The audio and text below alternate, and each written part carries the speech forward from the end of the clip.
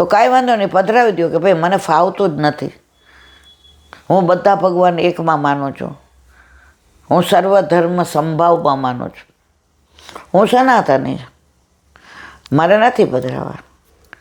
કોઈ આપણને પાણા મૂકતું નથી હો. પણ આવો શ્રમ પ્રભુને ના અપાય.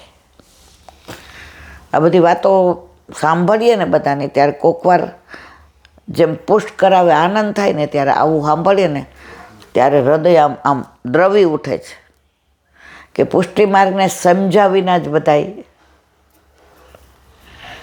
લૌકિકમાંય આપણે નથી આપણા રૂમમાં કોઈને, તો અલૌકિકમાં આવું. અને પુષ્ટિ માર્ગ તો વિચક્ષણ છે, પૃથક શરણ માર્ગો ઉપદેશતા, બધાથી ન્યારો છે. બધાય મંદિરમાં ઠાકોરજી પાસે જાય છે. વૈષ્ણવ કહે છે મંદિર નહીં, મંદિર જ મારું ઘર, મારા ઘરે મારા ઠાકોરજી અલગ, એ મારા સિવાય કોઈની સામે જોઈ જ ન શકે.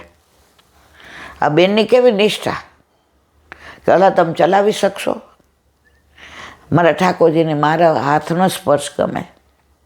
અને સવારે જગાવ્યા તો ઠાકોરજી એવા રાજી હતા, માં હું તને લઈ આવ્યો ને કોઈ પણ રીતે, જો મેં તને રહેવા દીધી, મેં તને રસ્તામાં હેરાન થવા દીધી, મારા બાબાને મેં નથી ચલાવવા દીધું. માં સ્ટિયરિંગ મારા હાથમાં હતું, પણ મારા બાબા મારા છે ને એટલે જસ એને આપ્યો. માં ચલાવતો તો હું જ, કારણ તમે મારા માટે નીકળી ગયા હતા. આ પુષ્ટિ માર્ગ છે મારા વાલા. ખોટું છે આમાં કાંઈ? તો હવે એક નાની વાત, જગન્નાથપુરી.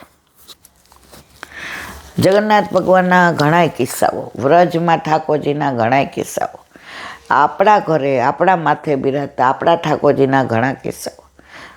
આ હમણાંનો જ 2 દી પહેલાંનો કે 75 વર્ષે માણસ 12 કલાક ગાડી ચલાવી શકે. હું તો અહીંથી ભાઈને મેં તમારું નામ તો ગ્રીનિશ બુક ઓફ વર્લ્ડમાં દેવું પડશે કે આમ તો તમે કહો છો કે હું તો થાકી જાઉં, સવારે ઉઠું પછી મેવો નહીં સિદ્ધ કરું, ટોકરી કરું ને પછી હું તો 2 કલાક સૂઈ જાઉં. મને ક્યાંથી આવી આ શક્તિ? કે તમે તો કહો છો ઠાકોરજી તમને પ્રેમ કરતા હોય તો લીલા કરે છે. મારે ઠાકોરજીને નહીં રહેવું હોય, કોઈના ઘરે જવું નહીં હોય. અને સૌથી વધુ બીક હતી કે વહુ પ્રાઇમમાં થાય તો ઝાંપીજી કોણ કરે. અને જો લૌકિકમાં ન જઈએ તો લોકો એમ કે બહુ મોટી ભક્તાણી છે.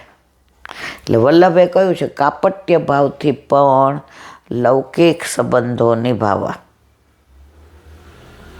એટલે કપટ્ય ભાવથી લૌકિક સંબંધોય નિભાવ્યા અને મારો વાલો હાથ પકડીને સ્ટિયરિંગ ચલાવી અને પાછા અહીંયા એટલે આવ્યા. ન ભૂતો ન ભવિષ્યતે. આવીને ભાઈ બોલ્યા, ભાઈ હવે કોઈ દી આટલી ગાડી ન ચલાવું. એટલે દીકરાએ જવાબ આપ્યો, એ તો ઠાકોરજી ચલાવવી હોય તો તમે તો પાછા 20 કલાકે ચલાવો, બધું પ્રભુના હાથમાં. એક નાની વાત તો જગન્નાથ ભગવાન. જગન્નાથ ભગવાન કળિયુગમાં પણ આવા પ્રસંગ બને છે, આવા કિસ્સાઓ બને છે. જો સતયુગના કેદારના, ત્રેતાયુગના રંગના, દ્વાપરના દ્વારકા અને કળિયુગના જગન્નાથ ભગવાન, એટલે એ અત્યારે આપણને આ જતાવે છે. થોડા વર્ષો પહેલાં, થોડા એટલે હજારો નહીં, 200-400 વર્ષ પહેલાંની વાત છે. ઠાકોરજી મંગળામાં સુંદર દર્શન આપ્યા, આરતી કરે અને શૃંગાર કર્યા. ઠાકોરજીને વાઘા ને વસ્ત્ર ને આભૂષણ ને ફૂલના માળાજીને દર્પણ દેખાડ્યું. મેં વાલા તો બહુ સુંદર લાગે. ઠાકોરજી મંદ મંદ મુસ્કાયા. રાજભોગમાં પૂજારીએ ટેરો ખોલ્યો તો જગન્નાથ ભગવાનના બધા વસ્ત્રો ફાટી ગયા હતા અને બધે ઉજળા થઈ ગયા હતા. ઉજળા. પૂજારી કહ્યો, રે મારા સિવાય આ નિજ મંદિરમાં આવવાનો કોઈનો અધિકાર નથી અને કોઈ આંબરો વળોટીને આવી ન શકે. આ કેવી રીતે બન્યું? કોઈ અહીંયા આવ્યું હોય તો જ થાય. જગન્નાથ ભગવાન થોડા બહાર જાય. એ તો અચલ સ્વરૂપ છે. આયા ના રે આપણા શ્રીજી બાવા અચલ સ્વરૂપ છે. શ્રીજી બાવા પોઢે કેવી રીતે? વેણુ દ્વારા. હિંડોળામાં આવે મદન મોહનજી, કારણ કે એ તો અચલ સ્વરૂપ છે.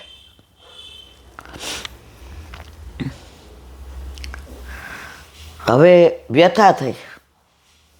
હવે ફરી વસ્ત્ર બદલાવા કે આ ઉજેડા ઉપર હળદર લગાડવી, મૂંઝાઈ ગયા. આમ કરીને બેઠા તો જગન્નાથ ભગવાને સામો જોયું, મુસ્કાયા. એટલે રાજી ત્યાં આવે ને કે બાવા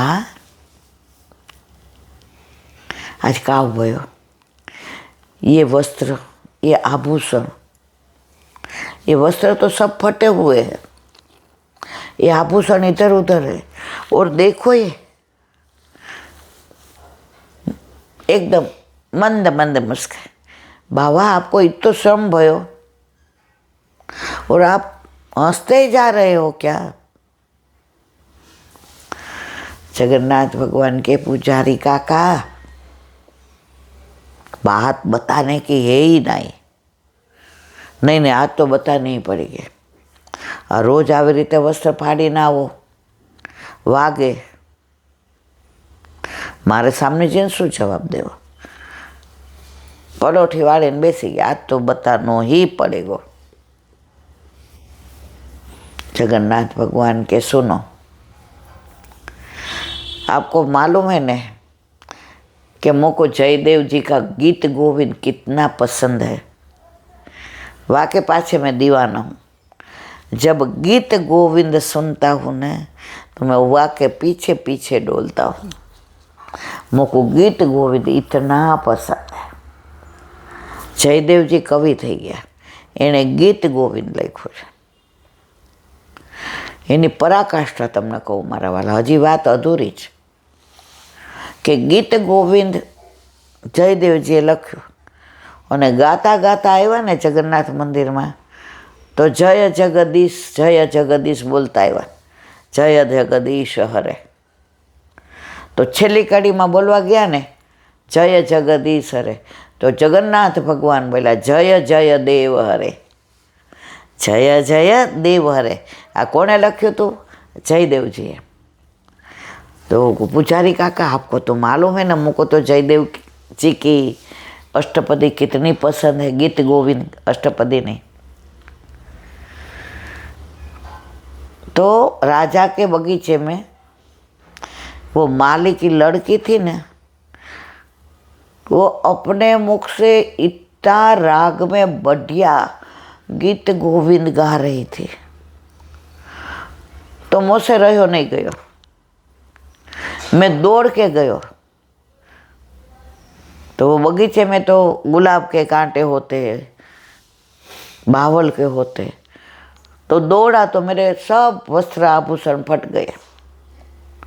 लेकिन मेरे को तो मालूम ही नहीं.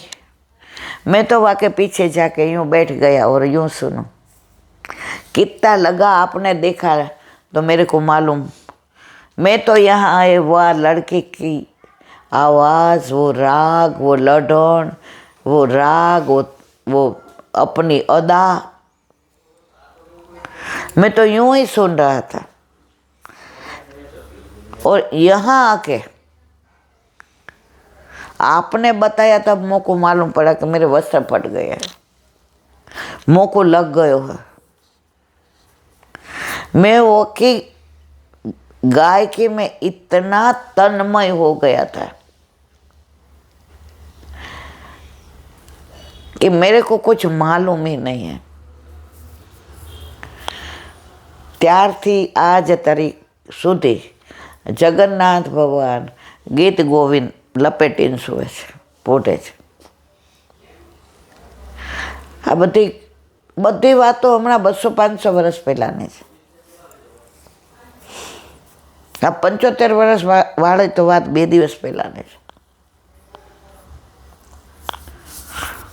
તો આજની તારીખમાં પણ મારા વાલા આવું બધું બને છે. આપણે બધા કેવા છીએ? આપણે દરેક વસ્તુમાં સંશય કરીએ છીએ. એક શિષ્ય હતો, તો ગુરુદેવ પાસે ગયો. એ કે આ દુનિયાની જફાથી થાકી ગયો છે, હવે મારાથી સહન નથી થતું, કંઈક રસ્તો બતાવો ને. જો મેં કરિયાણાની દુકાન કરી, નિષ્ફળ ગયો. મેં ગાર્મેન્ટની દુકાન કરી, નિષ્ફળ ગયો. મેં ગવર્મેન્ટના કોન્ટ્રાક્ટ લીધા, નિષ્ફળ ગયો. મેં ઇલેક્ટ્રિકની દુકાન કરી, નિષ્ફળ ગયો. હવે મારે નથી કાંઈ કરવું. હવે મને એમ થાય દરિયામાં ડૂબીને મરી જાઉં. ગુરુદેવ કે લે આ કંકરનો ડબ્બો લઈ જા, રોજ એક કંકર તારે દરિયામાં નાખવાનું. તો આનેથી શું થવાનું છે? મેં તને કહ્યું એટલું કર. એક કંકર નાખે ત્યારે બોલવાનું શ્રી કૃષ્ણ શરણમ, શ્રી કૃષ્ણ શરણમ. ઓલો તો લા બોલે ગુરુદેવે આવા મંતન, ગુરુ હારા ન મળ્યા. આપણે બધી બાજુ વ્યથા હોય ને ત્યારે ગુરુને દોષ દઈએ. એક બેન કે મને હારા ગુરુ પાસે બ્રહ્મ સંબંધ લેવો. મેં તો પછી હું તો કોઈ નહીં, હું તો બધા મારા ગુરુદેવ સારા જ છે. છોટો બડો ન જાણીએ, સબ અગ્નિ સ્વરૂપ. દરેક વલ્લભકુળમાં 17મી પેઢીએ વલ્લભનું એક બિંદુ બિરાજે છે લોહીનું. એમના 108 ગુણ છે. મારા માટે તો છોટો બડો ન જાણીએ, સબ અગ્નિ સ્વરૂપ. તમે તમારી રીતે જ્યાં લેવું હોય ત્યાં લ્યો. ગુરુદેવે કહ્યું આ કંકણ દઉં છું ને એમાં જ તારો ઉદ્ધાર છે, પણ એ કંકણને જોઈ અને નાખજે. કંકણને જોવાનું, બોલવાનું પધારો મારા વાલા શ્રી કૃષ્ણ શરણમમાં, વળી લેવાનું પધારો મારા વાલા શ્રી કૃષ્ણ શરણમમાં. પહેલા દિવસે ગયો ઓલો દાંત ચડતી તે પરાણે શ્રી કૃષ્ણ શરણમમાં શીખ. બીજા દિવસે કંકણ લઈ આવ્યો. એ ક્યાં કેટલા દી કરવાનું? કે જ્યારે તારો ઉદ્ધાર થવાનો હશે ત્યારે બંધ થઈ જશે, ત્યાં સુધી કરે રાખ. બીજે દિવસે, ત્રીજે દિવસે, ચોથે, 5મે દિવસે પૂનમ હતી એટલે ભરતીને ઓટ આવે સમુદ્રમાં. શ્રી કૃષ્ણ શરણમાં, શ્રી કૃષ્ણ શરણમાં, શ્રી કૃષ્ણ શરણ. ચિત્ત જરાય એમાં નહીં. ક્યારે શરૂ કરે ને ક્યારે પૂરું થાય કાંઈ ખબર નહીં. હવે એકવાર આ પૂનમ હતી નાખતો હતો અને વચ્ચે એક એવો સરસ પથ્થર આવ્યો ચમકે, નાખી દીધો શ્રી કૃષ્ણ શરણમાં. બીજો છો નાખી દીધો શીખ. ત્રીજાએ જોયું આ શું છે? આ તો દિવ્ય કોઈ હીરો લાગે છે. અંદર જોયું તો 3 હતા. હર મેં કેટલા નાખી દીધા. દોડતો ગુરુદેવ પાસે. એ કે અમે તો હીરા નાખી દીધા. આપણે બધા હીરા જ નાખી દઈએ છીએ. શ્રી કૃષ્ણ શરણમની માળા કરતા હો, વાકપતેની કરતા હો, કેટલાના મનમાં એ ભાવ હોય છે. જો તમે એક મણકાએ એક હીરો, એટલે કે ઠાકોરજીની એક લીલા છે. 108 મણકામાં વ્રજની 108 લીલા. હાલો ને મારા વાલા 108 લીલા યાદ ન કરો, એક તો યાદ આવે ને. આપણે કેટલા યાદ કરીએ છીએ? જો એક વૈષ્ણવ છે ને માળા કરે, 108 કરે ને પછી એમ કે મારા વાલા વલ્લભ ગોલોકમાં શ્રી કૃષ્ણ શરણમનું પ્રાગટ્ય થયું અને આપ સામને જઈને ઠાકોરજીને આલિંગન કર્યા. એમણે આપનું નામ વલ્લભ રાખ્યું અને વિનંતી કરી કે આપે ભૂતલ પર પ્રગટ થવું પડશે. દેવી જીવોનો હસ્ત પકડીને મારા હાથમાં દેવો પડશે. કોઈને આવો વિચાર આવે છે?